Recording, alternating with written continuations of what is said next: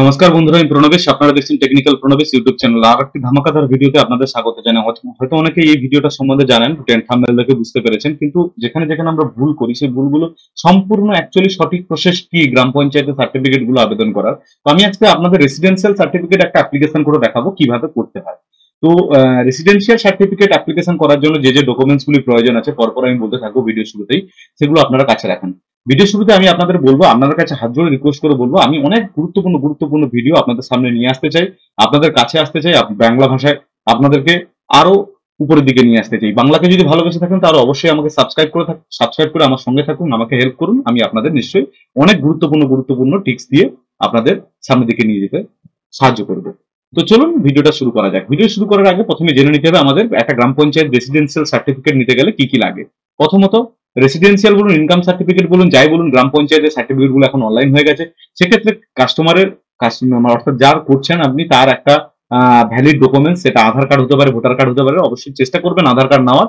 আর দ্বিতীয়ত সেই কাস্টমারের ট্যাক্সের রসিদটা নেবেন। তৃতীয়ত হচ্ছে সেই কাস্টমারের একটা ফটো। অর্থাৎ তাহলে কি কি লাগলো? ট্যাক্সের রসিদ, ফটো, মোবাইল, ফটো, আর হচ্ছে জিপি, যে গ্রাম সংসদ মেম্বার আছে আপনার, যে পঞ্চায়েত মেম্বার, তার একটা সার্টিফিকেট। আর সঙ্গে লাগবে কাস্টমারের মোবাইল। তো সেগুলো সবকিছু জোগাড় করে নেওয়ার পরে তিনটে জিনিসকে, অর্থাৎ গ্রাম পঞ্চায়েতের সার্টিফিকেট, আধার কার্ড এবং ট্যাক্সের রসিদ, এই তিনটে জিনিসকে পিডিএফ এ এবং কাস্টমারের ফটোটাকে জেপিজিতে করে নিন। জেপিজিতে করে নেওয়ার পরে সবকটাই 300 কেবির মধ্যে রাখবেন। তারপরে কি করবেন, আপনি সরাসরি গুগল ক্রোম ওপেন করবেন। এইসব কাজ কম্পিউটার মোবাইল থেকে করতে একটু সমস্যা হয়, যদিও মোবাইলে 3 ডট ওপেন করে ডেস্কটপ সাইট ওপেন করে নিয়েও করতে পারেন আপনারা, তাতে অনেকটা কষ্ট হয়। কম্পিউটার থেকে করলে অনেক সহজে বা ইজিতেও করা যায়। তো চলুন আমি কম্পিউটারে গুগল ক্রোম ওপেন করে নিই। গুগল ক্রোম ওপেন করে নেওয়ার পর আপনাদের গুগলে সিম্পলি সার্চ করে নিতে হবে এইভাবে, পঞ্চায়েত সার্টিফিকেশন বলে। সার্চ করলে প্রথমে দেখতে পাবেন WBPMFS এর একটা সাইট এখানে প্রথমেই আছে। তো আপনি WBPMFS সাইটে প্রথমে ঢুকে যাবেন। ঢুকে গেলে আপনার সামনে এরকম একটা ইন্টারফেস আসবে। আপনি সিম্পলি স্ক্রল ডাউন করে নিচের দিকে আসবেন। এখানে কি কি ডকুমেন্টস লাগবে, হ্যান ত্যান কি কি সার্টিফিকেট পাওয়া যায়, সেটা সবকিছু এখানে দেওয়া থাকবে। আপনি সেখানে একটা ক্লিক করবেন। ক্লিক করার পর প্রসিড করবেন। প্রসিড করার পর যে কাস্টমারের আপনি করতে চাইছেন সেই কাস্টমারের মোবাইল নাম্বার দেবেন এবং ওটিপি করবেন। যে ক্যান্ডিডেটের করতে চাইছেন, আমি এখানে ওটিপি দেবেন। ওটিপি আসার পর লগ ইন করে নেবেন। আমি সিম্পলি এখানে ওটিপি দিয়ে লগ ইন করে নিচ্ছি। আপনারাও করে নেবেন, খুব ইজি প্রসেস, এমন কোনো ব্যাপার না। এবারে ভেরিফাই সাবমিট হয়ে গেলে ওটিপি সাবমিট করে দেওয়ার সময় এরকম একটা সাইট খুলে যাবে। এখানে দেখতে পাচ্ছেন কি কি সাইট আপনি করতে পারবেন, একসঙ্গে দুটো তিনটে করে করতে পারবেন। তো আমার দেখুন, যেহেতু এখানে রেসিডেন্সিয়াল দরকার, এখানে রেসিডেন্সিয়াল ক্লিক করবেন। তারপর এখানে আপনার ডিস্ট্রিক্ট সিলেক্ট করবেন, গ্রাম ডিস্ট্রিক্ট সিলেক্ট করবেন। না ধরুন আমার সাউথ 24 সিলেক্ট করলাম, আমি র্যান্ডামলি সিলেক্ট করে আছি, পাথর প্রতিমা সিলেক্ট করলাম। ব্লক আমার জিপি সিদ্ধনগর আমি ধরুন সিলেক্ট করলাম। তারপরে সংসদ কোনটা সেটা আপনার এখানে দেখিয়ে দেবে, কে আপনার সংসদ আছে, যিনি আপনাকে সার্টিফিকেট দিয়েছেন। এখানে কিন্তু সমস্ত যে মেম্বার আছে, মেম্বারদের সংসদ নাম্বারটা আপনি জানতে পারবেন। যদি এখানে নাম না শো করে, তো আপনার সংসদ নম্বর কত নম্বর জানতে আপনাকে আরেকটা ট্রিক্স আমি বলতে পারি। ডেসক্রিপশনে এই লিঙ্কটাও থাকবে। এখান থেকে আপনি আপনার ডিস্ট্রিক্ট এবং আপনার পাড়া, মানে বুথ নম্বর দিয়ে কিন্তু আপনি এখানে দেখতে পারবেন। বুথ নাম্বার দিয়েও কিন্তু আপনি এই লিঙ্কে গিয়ে সরাসরি আপনার সংসদ নাম্বারটা দেখতে পারবেন। দেখুন এখানে আমি যেই জেনারেট করে দেবো, এখানে কিন্তু পুরো সংসদ নম্বর দেখিয়ে দেবে। যেমন ধরুন এখানে পুরো পাড়া ধরে ধরে আমার সংসদ নম্বর দিয়ে দিয়েছে। যেহেতু আমার এখানে আমি সংসদ নম্বরটা জানি, তাহলে সেখানে আমি আপনাকে এখানে আমরা কি করব, সংসদ নম্বর আমি যে কোনো একটা সিলেক্ট করে নিলাম এখানে। এবং তারপর এখানে এসিসি নাম্বার। তো ট্যাক্সের ক্ষেত্রে ট্যাক্স পঞ্চায়েতি কর দেওয়ার সময়, যেটা অভিকর বলে বা গৃহকর, সেটাকে দিতে দেওয়ার সময় এখানে একটা এসিসি নাম্বার বলে একটা নাম্বার জেনারেট হয়, এবং যার নামে এসিসি আছে সেটা নামটা এখানে লিখে দেবেন। রিলেশন উইথ অ্যাপ্লিকেশন, এখানে এখানে যদি সে নিজে হয় নিজে দেখবেন, না হলে যদি অন্য কেউ নিজে হয় তাহলে সেলফ লিখে নেবেন। আর এখানে একটু নিচের দিকে আসবেন। এখানে নিচের দিকে আসার পরে এখানে স্যাচুরেশন, অর্থাৎ তার স্যাচুরেশনটা সিলেক্ট করবেন, মিস্টার না মিসেস কি আছে সেটা সিলেক্ট করবেন। তারপরে তার নাম লিখবেন। এখানে নাম লেখার পরে এখানে আমি আপনাদের মার্কিং করে করে দেখিয়ে দিচ্ছি। এখানে নাম, এখানে স্যাচুরেশনটা সিলেক্ট করবেন। তারপরে এখানে অ্যাপ্লিকেশনের নাম সিলেক্ট করবেন, প্রথম থেকে শেষ পর্যন্ত দেখে নেন। তারপরে এখানে গার্জিয়ান নাম লিখবেন, তার গার্জিয়ান কে আছে, গার্জিয়ানের নাম। রিলেশন উইথ গার্জিয়ান, এখানে দেখুন ছেলে, তার এখানে সন, বা যদি বাবা হয় তাহলে সেক্ষেত্রে ফাদার লিখবেন। তাহলে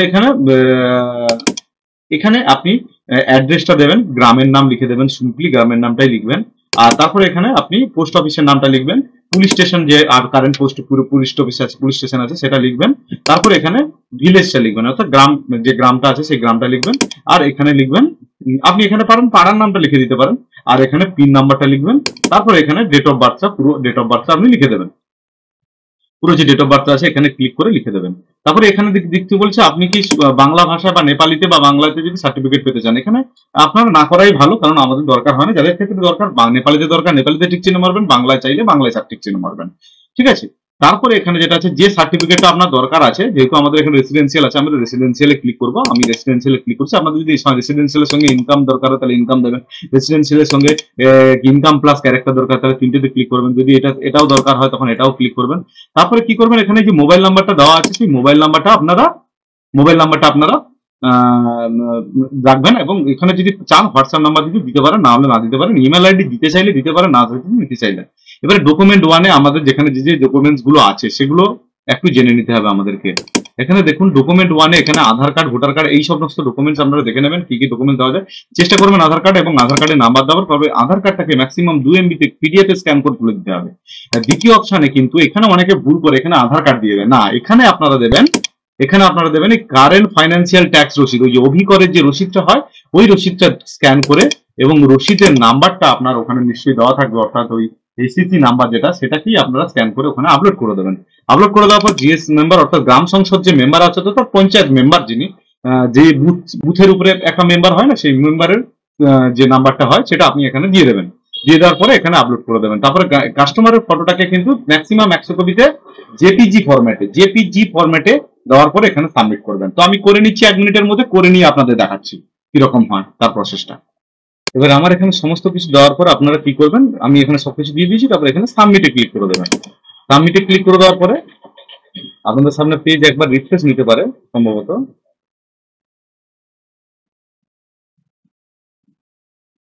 এখানে সাবমিট করবেন, সাবমিট করার পর একটু অপেক্ষা করবেন, দেখবেন আপনাদের পেজ সাবমিট নিয়ে নেবে।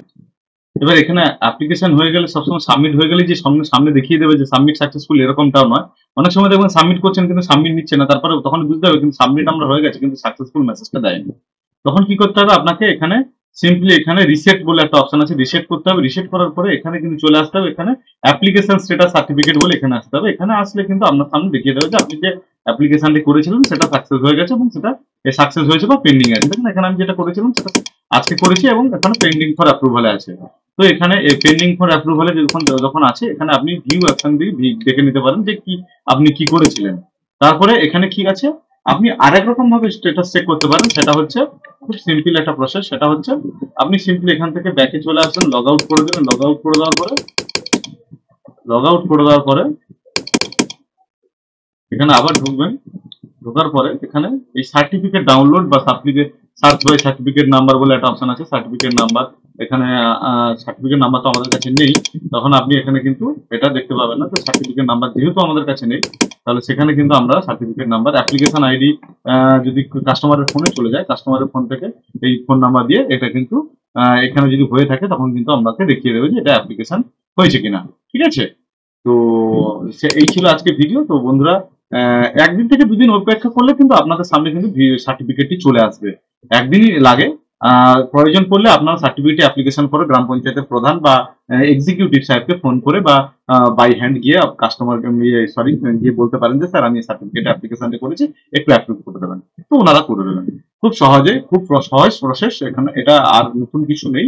এই ভিডিওতে এখান পর্যন্ত এটাই দেখানো ছিল আজকে। যারা বুঝতে পারেনি তারা অবশ্যই আমার টেলিগ্রাম চ্যানেল ফলো করুন, সেখান থেকে আমি ডাইরেক্ট ইন্ডেক্সে নিয়ে আপনাদের দেখিয়ে নেবো। তো আজকে ভিডিও এখান পর্যন্ত। নমস্কার, দেখা হচ্ছে আগামী ভিডিওতে। সবাই সুস্থ থাকবেন, ভালো থাকবেন।